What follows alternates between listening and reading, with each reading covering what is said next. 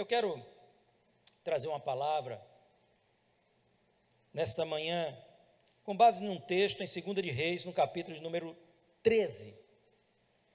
2 de Reis, capítulo de número 13.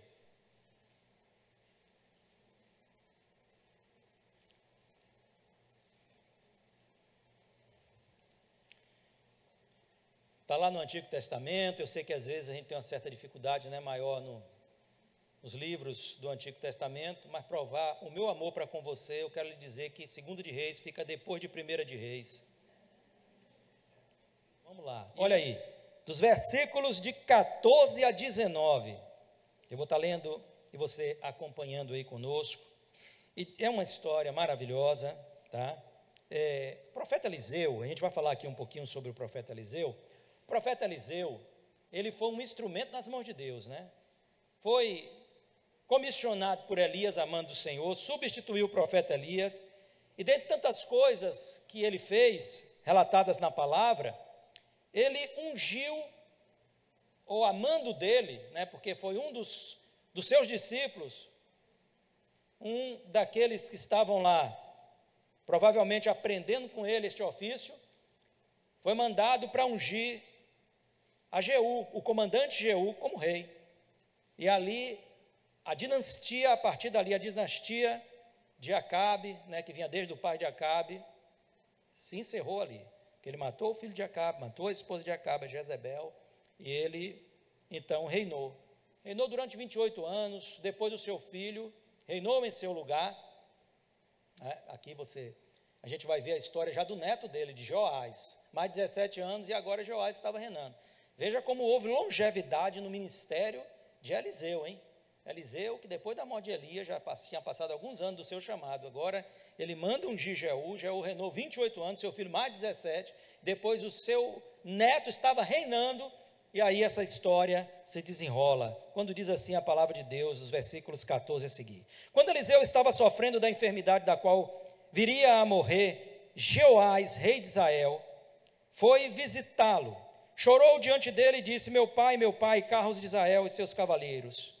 Então Eliseu disse ao rei: pegue um arco e algumas flechas. Jeoás pegou o arco e as flechas. Eliseu disse ao rei de Israel: empunhe o arco. O rei fez assim. Então Eliseu pôs as mãos sobre as mãos do rei e disse: abra a janela que dá para o leste. O rei a abriu. Eliseu continuou: atire. E o rei atirou. Então Eliseu disse: flecha da vitória do Senhor, flecha da vitória contra os sírios. Você vencerá os sírios em Afeca até acabar com eles.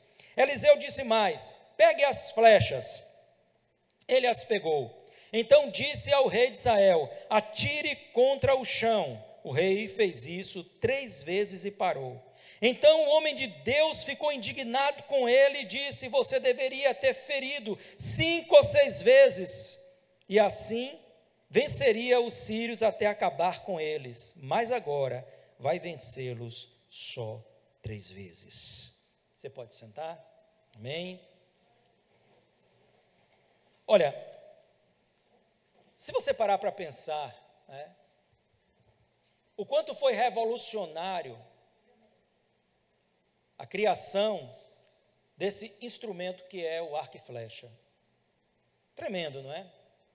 Porque até então, os homens, o mais longe que eles conseguiam alvejar uma presa ou um inimigo, era através do lançamento de uma lança, de jogar uma lança.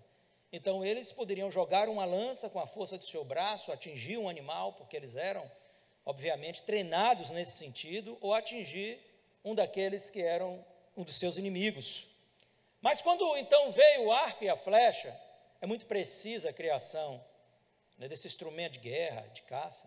Então isso trouxe uma revolução, tanto no que diz respeito à questão da caça, porque eles poderiam estar muito mais distante da manada dos animais, e também no que diz respeito à guerra e à defesa pessoal, porque de longe eles começaram de uma distância grande a alvejar os seus adversários. Então aquilo foi uma revolução do ponto de vista bélico e do ponto de vista também do sustento, da subsistência, né? Porque aquele pessoal era, naquele tempo ainda em que eles eram coletores, né? E caçadores, eles viviam, porque isso já antecede, né? Até aquele sistema de colheita que trouxe para os homens um lugar mais fixo. Então, por muito tempo também o povo era nômade, né? Principalmente depois ali de Noé, as pessoas, antes de se fixarem, elas se espalhavam, e enquanto se espalhavam, até ter um destino, eles caçavam e eles colhiam os frutos, colhiam o que achavam. E, enfim, então, o arco e flecha foi algo revolucionário. Quem tinha um arco, quem tinha uma flecha, tinha um instrumento de defesa muito eficaz, e um instrumento de caça. Mas, não obstante o arco e flecha ser um instrumento tão preciso e tão poderoso, do ponto de vista do seu alcance de infringir temores, imprimir medo ao coração dos adversários, né? E tornar as presas mais fáceis de ser capturadas. Imagine, né, o animal que tem uma capacidade de ali identificar um odor com, às vezes, até quase 1 quilômetro de distância, alguns dos animais que eram predados por eles. Mas eles, então, de longe, não obviamente dessa distância, mas de uma distância considerável, eles poderiam, né, se colocando contrário ao vento, alvejar aqueles animais, sem chegar mais próximo e poder espantá-los. Eles, então, tinham agora uma arma que facilitava tudo. Mas, não obstante a isso, nem toda flecha pode promover vitória. Muitos, armados com seus arcos, armados com as suas flechas, foram derrotados. Muitos caíram nos campos de batalha, mesmo sendo armados com tal instrumento, tendo até uma vantagem em cima disso. Muitos não conseguiam alcançar o desfecho de levar a presa para casa, mesmo estando armado com um arco, com a flecha. Então existe, de certa forma, uma limitação. Nós precisamos saber qual é a flecha que traz a vitória para nós. E olha o que o texto vai trazer para nós, né? O texto vai falar sobre essas coisas. E eu quero compartilhar com você 3 ensinamentos aqui nesse texto, nessa manhã, que eu acho bastante importantes para a nossa vida. É claro que nós estamos fazendo uma aplicação, mas eu quero que você tenha uma percepção daquilo e da importância do que é dito aqui. Porque às vezes a gente lê textos como esse e a gente não, assim, para analisar, Deus, qual é o significado. Para além de ser uma referência histórica aqui, trazida através da vida do profeta Eliseu e da existência de um rei, neto de Jeú. Então isso aqui ajuda a nós termos assim uma marcação histórica, né, mais precisa e tudo mais, mas isso não consta na Bíblia só para isso, nem só para trazer a história de que Eliseu um dia, visitado pelo rei de Israel, ele mandou que o rei de Israel abrisse uma janela, lançasse uma flecha, depois pegasse outras flechas e alvejasse, né, e o chão. Há algo a mais que Deus quer falar conosco. E eu quero trazer apenas 3 ensinamentos nessa manhã. O primeiro deles é que nós devemos agir em prol da visão que Deus nos tem dado. Observe se não é assim. Havia uma batalha a ser realizada. Se você prestou atenção no texto, no versículo 17, o profeta Eliseu diz o seguinte: abra a janela que dá para o leste, porque no leste, né, estaria o local da batalha, e ele vai indicar o local da batalha.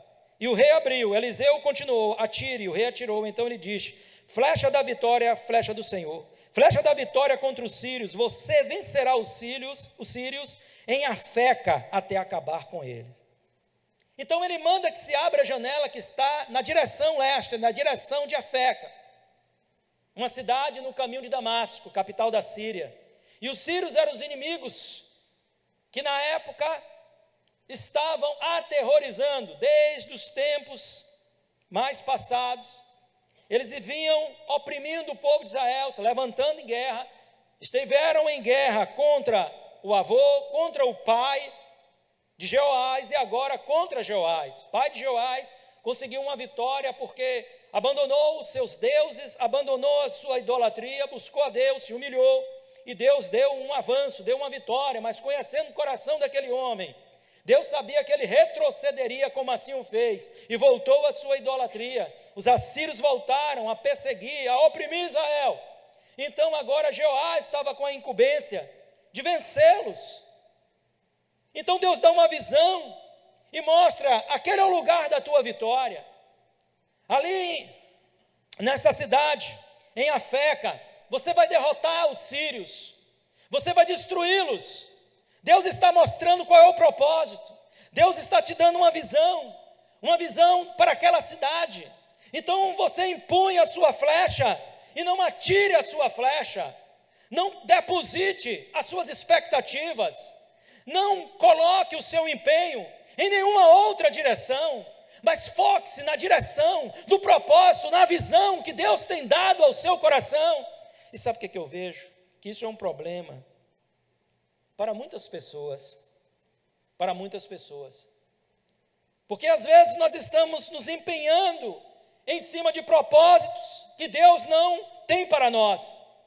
Às vezes nós estamos depositando todos os nossos esforços, e é por isso que muita gente, com o decorrer da vida, vai se tornando frustrado. Eu me lembro da história de um jovem, foi contado por um pastor, não me recordo bem agora, mas é mais ou menos assim, um jovem médico que começou uma carreira, estudou, se formou, os pais eram apaixonados pela profissão, então orientou ele, e ele se tornou um médico de um certo renome. Mas um dia, ele foi a uma premiação que ele recebeu, premiação local, os pais estavam lá, ele disse: eu quero, tamanha era a frustração dele, oferecer aqui esse prêmio para os meus pais, porque na verdade esse prêmio é dele, não é meu. Eu nunca fui uma pessoa que tive o desejo de me formar em medicina. Eu não estou dizendo aqui, irmão, que às vezes a gente luta contra o nosso desejo, porque é um propósito de Deus, que envolve uma direção. Então não tome isso como um exemplo, no sentido de que a sua situação profissional é a mesma coisa. Mas o que eu quero dizer é que ele demonstrou que ele nunca foi chamado para ser aquilo. E ele disse aos seus pais: eu nunca fui chamado para ser isso. Eu me empenho, eu sou bem sucedido, tenho talento, tenho habilidade, mas eu nunca fui chamado para ser isso. E tem muita gente que está se esforçando, tem muita gente que tem apontado o arco da fé para uma direção errada, e criado expectativas e dedicação em coisas que não foram plantadas por Deus no seu coração. Isso é um grande mal. Quando você aponta o arco da fé para uma direção que não é a direção que Deus quer que você esteja caminhando, porque o que acontece é que para onde apontamos o nosso arco, nós colocamos nossa motivação. Nós colocamos o nosso empenho, nós colocamos o nosso tempo, que é um recurso tão escasso. Quem dera tivéssemos mais tempo, né? Quantas vezes você tem um sentimento de que o tempo não dá para fazer aquilo que você quer fazer ou precisa fazer. Por quê? Porque é um recurso extremamente escasso. Então você dedica o seu tempo, e às vezes não é o tempo de um dia, mas tempo de anos, em prol de algo que nunca foi planejado por Deus, que foi requerido de Deus, que foi propósito de Deus. Você está objetivando alcançar algo que nunca Deus quis para você. É um relacionamento que muitas vezes você se dedica. Eu vi uma pessoa dizendo um dia desses aí atrás: eu levei 9 anos na expectativa de um relacionamento com tal pessoa, achando que era a vontade de Deus, e um dia Deus disse para mim: nunca foi a minha vontade esse relacionamento. Mas alguém um dia achou que aquele casalzinho ia dar certo e disse assim: olha, mas não era a vontade de Deus, eles nunca namoraram, na verdade, nunca.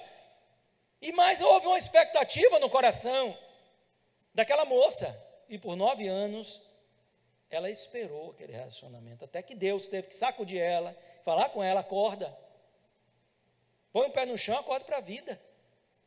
Não é isso que eu tenho para você. 9 anos. É brincadeira, irmãos? Não é brincadeira não, é uma pessoa conhecida aí da mídia. Não é brincadeira não. Porque às vezes nós perdemos a visão de Deus, aquilo que Deus quer para a nossa vida. Existe um propósito de Deus para a sua vida, e às vezes você perde esse propósito. Você deixa de compreender qual é a vontade de Deus, você perde a visão de Deus para a sua vida. E você sabe que muitas vezes nos leva a perder aquilo que Deus tem para nós, a visão, o propósito do Senhor, o que Deus realmente tem planejado para a sua vida. Existem alguns fatores, sabe? Uma das coisas que eu vejo que nos leva muitas vezes a perder a visão que Deus quer plantar em nós, ou plantou, é ter uma visão pessoal. Entenda, isso aqui não é uma coisa fácil, mas é uma coisa bíblica. Quando nos tornamos servos de Cristo, nós não temos mais o direito de querer o que é propriamente nosso. Nós somos chamados para vivermos a boa, perfeita e agradável vontade de Deus para a nossa vida. E eu vejo, nessa minha caminhada cristã, muitas pessoas que estão se desgastando na vida, porque elas criaram uma visão pessoal que não diz respeito ao propósito de Deus para as suas vidas. Eu vejo isso nos altares de igreja. Pessoas que nunca tiveram uma vocação pastoral, sendo pastores, poderiam ser evangelistas tremendos, poderiam estar em missões, poderiam exercer uma outra vocação dentro da igreja, mas estão aqui porque não compreenderam a visão de Deus, porque alguém talvez, também não compreendeu junto a ele. Mas quando a gente impõe a nossa visão pessoal, quando a gente diz, eu quero que prevaleça a minha vontade, esse é um dos grandes motivos, uma das grandes causas de muitas pessoas estar apontando seu arco, está colocando suas expectativas, está se esforçando de uma direção de algo que Deus nunca preveu para a sua vida. Talvez essa seja a sua história. Uma outra coisa é a incredulidade. Eu não creio, eu não acredito que Deus tenha isso para a minha vida. Sabe por quê? Porque vai surgindo um medo do improvável. Às vezes nós nos achamos improváveis. Imagine você, Deus chama Abraão com 75 anos. Esses dias aqui, estava sendo pregado sobre isso, não sei se semana passada ou retrasado, mas Deus chama Abraão com 75 anos. Abraão tinha uma esposa estéril, e Deus faz uma promessa a ele, dá uma visão a ele, e diz, você será pai de muitas nações. E eu faço uma aliança contigo, para demonstrar que a minha palavra não voltará atrás contigo. Olha que maravilha.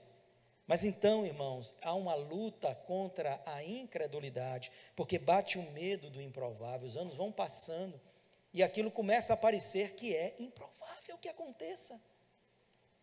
É improvável que eu seja o que Deus quer que eu seja. É improvável que eu viva o que Deus tem para mim. E eu começo a ter medo. E eu abro a Bíblia, eu ouço o pastor pregar, e eu estou na minha célula, e eu ouço a lição. E Deus está falando comigo que tem coisas maiores para mim, que tem coisas superiores para mim, que Deus quer fazer coisas grandes na minha vida. Mas eu sou uma pessoa improvável, eu me sinto uma pessoa improvável, eu não me sinto capaz, eu não me sinto que eu tenho idade mais para fazer isso, eu não me sinto com talento para isso, eu não me sinto com habilidade para isso. E quando nós temos medo do improvável, nós começamos a descrer no poder de Deus, porque a palavra de Deus mostra que Ele chama aqueles que não são, que Deus chama os que não são, para fazê-los ser. O apóstolo Paulo, escrevendo aos Coríntios, ele vai dizer que Deus chama os pequeninos para torná-los grandes, os desprezíveis, os vis, para torná-los honrados, para que toda a glória seja dada a Deus. E muitas vezes isso nos distancia da visão de Deus. As distrações da vida nos privam muitas vezes do propósito de Deus, porque nós estamos focados em coisas que nos estão distraindo. Há muitas coisas que nos tiram daquilo que é o objetivo de Deus para as nossas vidas. E eu amo textos como o texto de Neemias, quando ele, na construção daquela grande muralha, aqueles que eram seus inimigos, em uma estratégia sagaz, manda chamá-lo. Vem ter conosco, vamos sentar, vamos nos reunir, vamos conversar, vamos discutir aqui esses acontecimentos. E ele manda dizer: eu não posso ir, estou fazendo uma grande obra e eu não posso ir. Eu não vou perder o meu foco, eu não vou me distrair. As distrações estão em todos os lugares. Eu vejo uma juventude cristã munida de tantas ferramentas para arrebentar hoje no reino do Senhor, para se tornarem ganhadores de almas, influenciadores, contagiar pessoas aí fora, buscarem estratégias eficazes, estratégias que realmente possam trazer e fazer a diferença. Mas eu vejo tantos distraídos com coisas tão banais, tão banais. Eu vejo muitas vezes cristãos que batem no peito e dizem assim: eu já vi todas essas séries aqui da Netflix, eu já vi isso, eu já vi aquilo. E qual o problema? Está na série da Netflix? Não, está no seu investimento. O seu investimento não vai trazer retorno garantido para você nenhum, não vai trazer sustentação da sua fé, cumprimento da sua vocação, alinhamento com a visão que Deus tem para você, alcance do propósito de Deus. Nada disso vai acontecer na sua vida, infelizmente. E eu preciso ser sincero com você: você precisa mudar a sua atitude, você precisa mudar a sua atitude de forma urgente. Há muitos cristãos distraídos neste tempo. A distração pode ser uma ferramenta de Satanás. A indústria de entretenimento fatura bilhões todos os anos, bilhões, e elas têm assim a incumbência de estar distraindo as pessoas, e as pessoas estão se deleitando por todas essas distrações, esquecendo do que é a prioridade. E Jesus disse: 5 virgens abandonaram a sua posição de vigilância e não se aperceberam de que o óleo na lamparina delas estava escasso. Fala para teu irmão aí: vigia, crente. Amém? Vigia. Vigia, que o Senhor está aí, cobrando de você uma postura de vigilância. Uma outra coisa é a influência de pessoas que não comungam na mesma visão. Muita gente vai bater no seu ombro e vai dizer: rapaz, vamos por aqui. Entesa o teu arco para uma outra direção, que é mais fácil, para uma outra direção que parece ser menos complicada, que demanda menos esforços, que não precisa de tamanho empenho. Tem muita gente que não comunga da mesma visão que você, e você precisa compreender que a associação com pessoas que não comungam a mesma visão que você pode gerar contaminação na sua visão. Uma visão contaminada lhe faz perder o alvo, lhe faz perder o alvo. Quantas pessoas são influenciadas dentro da própria casa de Deus e perdem o alvo. Nós precisamos ter muito cuidado com isso, queridos, muito cuidado com isso. Então coloca aqui, age em prol da tua visão, aponta teu arco para o lugar certo. Se a batalha foi determinada por Deus em Afeca, não aponta o teu alvo, o teu arco para outro lugar. Você não vai lançar a flecha onde Deus não estabeleceu que seja o ponto onde você tenha que combater. Deus tem uma visão na sua vida, Ele traz, Ele tem um propósito, Ele demonstra. Então você precisa se concentrar. Deus tem um chamado, Deus tem uma missão para você realizar. E muita gente está: Deus, passou ali, foi um meteoro, não sei, algo no céu, olha que sinal lindo. As distrações. Teu ministério não está lá em cima, não. Teu ministério está aqui. Aqui. Estavam Pedro, Tiago e João no Monte da Transfiguração, quando Jesus ali se transfigurou. E duas personalidades do Antigo Testamento estavam ali com ele. Mas, o que aconteceu ali? Então, Pedro, Tiago e João disseram: mestre, que maravilha que nós estamos presenciando aqui. Que bom estarmos aqui, vamos fazer uma tenda para ti, uma tenda para Moisés e uma tenda para Elias. É isso que Deus queria? Estavam distraídos. Então Jesus disse: acabou a festa, a visão acabou tudo. E Jesus disse: vamos descer. E quando eles chegam ao sopé do monte, o que é que estava lá? Estava lá a obra de Deus. Um pai com um filho, que o espírito maligno pegava desde criança, lançava no fogo, lançava na água, feria aquela criança, convulsionava aquela criança. E a obra está ali. Enquanto muitas vezes nós queremos estar no monte. Alinha a tua visão com a visão de Deus. É muito bom o que estamos fazendo aqui. Mas sabe, nosso campo de batalha está lá. São aquelas vidas que Deus ama. Preciosas. Aqui estamos nos edificando e fazendo o que Deus nos manda fazer. Congregados, edificados, fortalecidos na fé. Mas não estamos sendo cheios para reter aquilo que Deus nos dá, mas para nos derramar lá fora, em nome de Jesus. Amém? Glória a Deus. Um segundo ponto: põe sua confiança em Deus. É o segundo ensinamento que eu extraio desse texto. E o porquê disso eu vou te explicar. Agora Joás era rei. E tanto no sentido literal, como também no sentido figurado, sendo um rei, ele dispunha de muitas flechas na sua aljava. É assim ou não é? Ele dispunha de muitas flechas na sua aljava.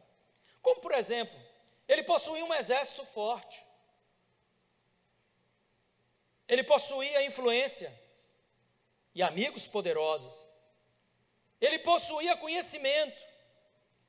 Todos esses homens eram preparados para prevalecer. Então ele possuía conhecimento. Ele possuía poder. Era um homem poderoso. Ele possuía riquezas. Ele era um rei rico. Mas eu quero te perguntar, considerando que todas essas eram flechas na sua aljava, alguma dessas flechas, obviamente aqui no sentido literal, né? Ou no sentido figurativo, alguma dessas flechas levou ele à vitória? Não, nenhuma delas. Ele sabia que ele não poderia derrotar os sírios, nem com o poder do seu exército, nem com o seu conhecimento, nem com a sua influência, nem com toda a riqueza que ele tinha, nem com todo o poder que ele tinha. Ele não conseguiria derrotar os sírios. Nenhuma daquelas flechas seriam flechas de vitória na mão dele. Nenhuma delas. Mas olha só o que ele diz sobre aqueles que confiam no Senhor, versículo 7. Bendito aquele que confia no Senhor e cuja esperança é o Senhor. Oi, você chegou aí? Amém? Glória a Deus. O que é que acontece? Porque ele, versículo 8, é como a árvore plantada junto às águas, que estende as suas raízes para o ribeiro, e não receia quando vem o calor, porque as suas folhas permanecerão verdes, e no ano da seca não se perturbará, nem deixa de dar fruto. Quando nossa confiança está em Deus, quando a gente entende que a flecha da nossa vitória é a flecha do Senhor, nós seremos como esse arbusto aqui, como essa árvore aqui, ó querido, plantado junto a um ribeiro. Vem calor, mas as águas estão ali. Vem seca, mas as águas estão ali. O terreno pode ser um tanto quanto inóspito, mas as águas nos dão força para permanecermos firmes e frutíferos. O salmista, no Salmo de número 20, Davi diz o seguinte, versículos 7 e 8, uns confiam em carros de guerra e outros em seus cavalos. Nós, porém, invocamos o nome do Senhor nosso Deus. Eles os que confiam nos carros de guerra, não é? E nos seus cavalos. Eles se prostam e caem. Nós, porém, nos levantamos e nos mantemos em pé. Louvado seja o nome do Senhor. Põe a tua confiança no Senhor. É a palavra de Deus. O profeta manda que o rei abra a janela, pegue uma única flecha. E eu quero dizer para você que quem confia em Deus não precisa de uma segunda flecha. Não precisa de uma carta na manga. Se Deus falhar, eu vou entrar. Se Deus falhar, eu entro com os meus recursos. Se Deus falhar, então, isso aqui vai resolver. Você não precisa duvidar do poder de Deus, nem da intenção de Deus de ser Deus na sua vida. Você só precisa crer e esperar o grande livramento do Senhor. Então é uma só flecha, que ele diz, neste momento, pega uma flecha apenas, bota as mãos sobre a mão dele e diz, agora, entesa o teu arco. Abre a janela que dá para onde a visão de Deus te leva. Estica esse arco, lança a tua flecha. E ele abre e lança a sua flecha. Então Eliseu faz entender que a flecha da sua vitória não era as expectativas deste mundo. E parece-me que o rei já sabia disso. Ele conhecia o tamanho do exército e o poder do exército da Síria. E agora ele está mostrando que ele precisava crer que a única flecha que ele deveria acreditar, confiar, era do Senhor. Isso aqui simbolicamente o profeta estava dizendo a ele, não é? Confia apenas em Deus, Jeoás. O Senhor é a tua vitória, o Senhor é a tua força.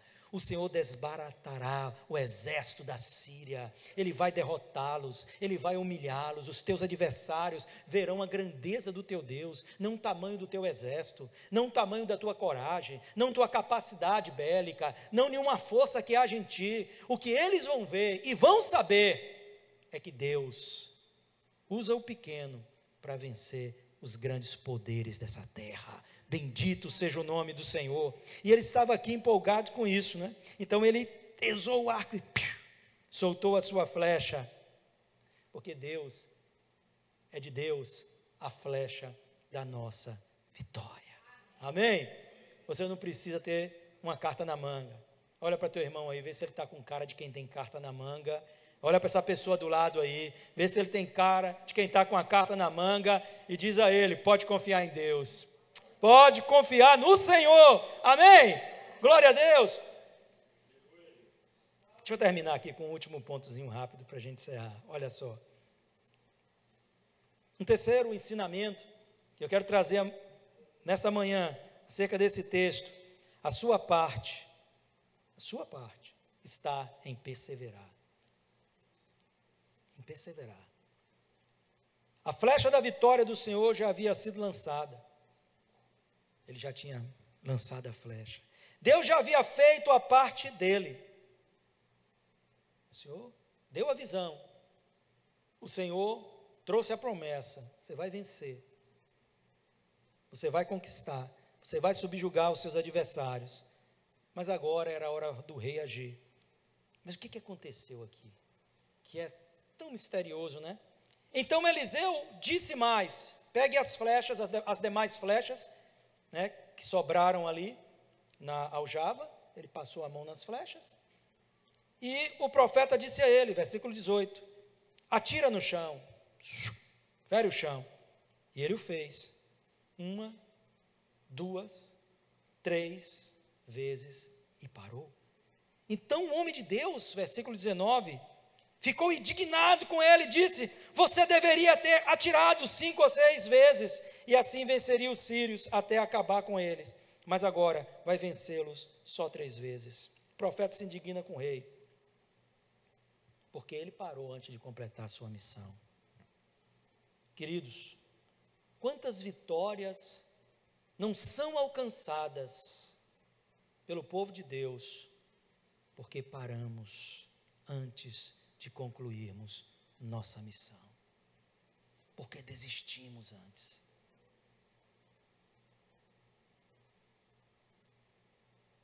Eu vou dizer uma coisa para você, se Deus mandou você ferir a terra, não pare.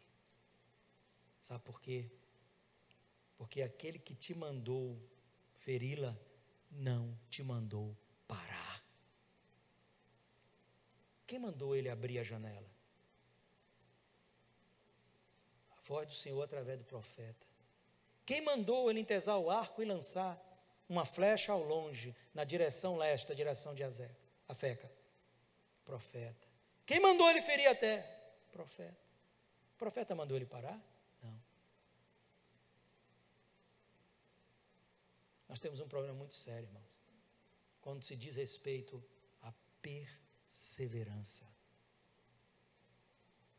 Nós não estamos preparados para lidar com o tempo nesse sentido. O nosso imediatismo nos furta muitas vitórias, porque não gostamos de perseverar. Nós queremos ver a coisa acontecer aqui e agora. Isso é um problema que muitas vezes nos toca. Deus não mandou que ele parasse, o profeta não disse a ele: 3 está bom, para. Mas isso aqui depõe contra ele. A falta de perseverança do rei demonstra algumas coisas. Algumas delas, primeiro, uma visão limitada. O Senhor quer que eu vá até aqui, na terceira flecha. Quando nós temos uma visão limitada, nós nunca chegamos ao fim da nossa jornada, porque a nossa visão só vai à metade dela. 5 ou 6 vezes. E aí, o Senhor ia falar com o profeta, e o profeta com ele: pode parar, a obra está completa. Mas a minha visão me limita, a sua visão lhe limita. Não, aqui já está bom, sabe? Acho que Deus, já caminhei aqui. Então Deus não faz mais. Quando a nossa visão é pequena, você sabe que Deus age na nossa fé. Apesar do tamanho de Deus, de ser um ser infinito, Ele age em nossa fé. A palavra de Deus vai falar como, por exemplo, sobre as atividades de Jesus lá em Nazaré, a cidade que ele foi criada. Quando ele volta lá, já exercendo seu ministério, a Bíblia diz que ele não fez milagres lá, maiores milagres lá. Por quê? Por causa da incredulidade do povo. Qual foi a limitação? O poder dele? Não. A disposição do coração dele? Não. O amor dele? Não. A incredulidade do povo, a falta de visão. Não, peraí. Esse não é o filho do carpinteiro? Não é o filho de Maria? Não estão aí as suas irmãs e seus irmãos conosco? Não moram aqui até hoje? Como é que pode? Olha a visão limitada. Na visão deles, o Messias devia ser um rei no estilo Davi, Salomão, né? Ou um guerreiro como Davi, ou quem sabe lá um popstar como Salomão. Todo mundo vinha ver Salomão, né? Tipo, me dá teu autógrafo aí. Que o cara era top, né? Uma riqueza, um glamour, uma sabedoria incrível. Então, ia lá buscar o autógrafo dele, né? Uma visão limitada. Sabe uma outra coisa? Uma fé limitada. Se eu não vejo nada lançando 3 flechas, provavelmente não verei nada lançando a 4ª, a 5ª ou a 6ª. Ele estava aqui na mesma disposição de quem? De Naamã. Vai ao rio, disse o profeta Eliseu, para o comandante do exército da Síria, Naamã. Mergulha 7 vezes e você será restaurado da sua lepra. Naamã disse: o quê? Peraí. Não estou vendo nada aqui. Eu pensei que ele ia sair, orar, passar a mão no leproso, restaurar a sua lepra. E aí ele disse: muito menos verei se eu mergulhar nesse rio barrento. Não são Abana e Farfá rios melhores lá na Síria? Por que eu tenho que mergulhar nesse rio aqui? Olha o que é incredulidade, né? Montou no cavalo, deu meia volta e foi embora. Aí os seus servos ali, soldados estavam com ele e diziam assim: peraí, meu senhor, se o profeta te pedisse algo difícil, tu não faria? Apenas te pediu para dar 7 mergulhos. E por que 7, irmão? E por que não 1? Deus tem poder para curar, mas Deus testa a nossa perseverança. Imagine, ele tira a sua indumentária, se expõe diante dos seus, com seu corpo todo marcado pela lepra que corroía a sua carne, e ele mergulha uma vez e sai, nada. Mergulha a segunda, sai, nada. Mergulha a terceira, sai, nada. Nada aconteceu. Ele podia ter feito aqui o que fez o rei Jeoás. Se com 3 não funcionou, eu não estou vendo nada, não verei também na 4ª, nem na 5ª, nem na 6ª, mas ele perseverou. E quando ele sai na 7ª vez, a palavra de Deus diz que a sua carne estava completamente limpa. Imagine, vale a pena perseverar. O que nos limita, muitas vezes, é demonstrado, né? É uma paixão limitada por aquilo que nós fazemos. Eu vejo pessoas que começam bem a sua carreira, começam bem o desafio que Deus põe na sua vida, começam bem o seu ministério, começam bem a sua liderança. Eita, minha célula está lá, poxa, hoje vou orar, vou fazer, vou convidar, vou acontecer. Mas sabe o que é? Pouca paixão determina pouco ânimo. Pouca paixão determina pouca disposição. E aí o ânimo vai embora, a disposição vai embora, porque falta paixão naquilo que se faz. Quem faz o que Deus manda com paixão, não para, até que o Senhor diga, tá bom, até aqui. Amém? Busque de Deus paixão por aquilo que o Senhor tem demandado de você. Uma última coisa é uma mentalidade de escassez. Para quê? Mais de 3 flechas. Isso será um desperdício. Isso será um desperdício. Tem muita gente que tem uma mentalidade de escassez em vez de uma mentalidade de prosperidade. E eu não me refiro apenas às coisas financeiras. Essa mentalidade de escassez limita o homem em tudo que faz. Porque quando ele tem essa mentalidade, tudo para ele é pouco, é coisinha, sabe? É coisinha tiquinha assim, sabe aquela coisa? Ele não consegue ter uma visão ampla das coisas, tudo para ele é pequeno. Se ele vai comprar alguma coisa, não, pode ser qualquer coisinha. Imagine, se Deus pensasse assim. Você sabe por que Jesus veio morrer por nós? Porque Deus sacrificou o que melhor Ele tinha, o seu Filho amado. Desculpem-me os anjos, mas Ele não mandou um anjo qualquer. Ele mandou o seu Filho, sabe por quê? Porque a mentalidade de Deus não é uma mentalidade de escassez. Ele disse, só esse sangue aqui poderá purificar o pecado da humanidade. É brincadeira? Então nós precisamos abandonar uma mentalidade de escassez para viver toda a prosperidade que Deus tem para nós em todos os âmbitos. Como eu disse aqui, não se trata apenas das questões financeiras, mas você é próspero na sua vida espiritual, você é próspero em uma vida relacional, você é próspero de alma, você é próspero espiritualmente, ou você é aquele crente meia boca? Será que você tem vivido sob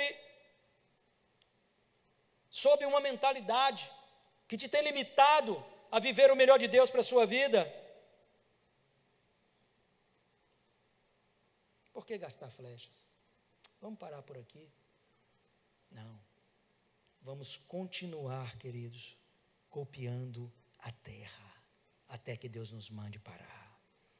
Se ainda existe flechas na aljava, golpeie essa terra. Eu quero desafiar você nesta manhã a golpear a terra por tua fé.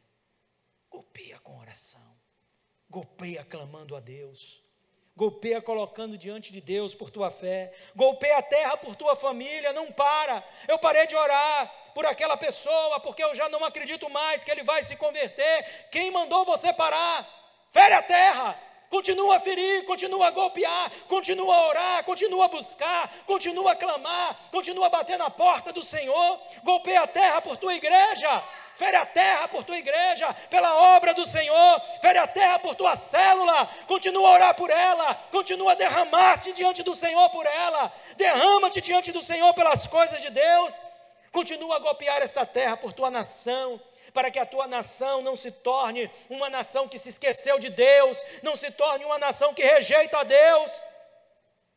Fere a terra por tua nação, para que a tua nação seja liberta das más influências ideológicas, e que nós possamos ter dias melhores nessa terra, de que seus líderes glorifiquem a Deus.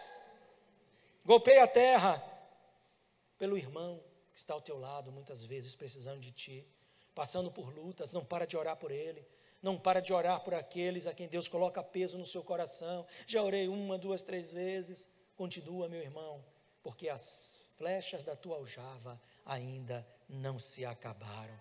Lembra-te de uma coisa, a flecha da vitória não é a flecha das nossas capacitações. Não deposita tua esperança, tua expectativa nestas coisas, porque elas são falhas. Espera somente no Senhor.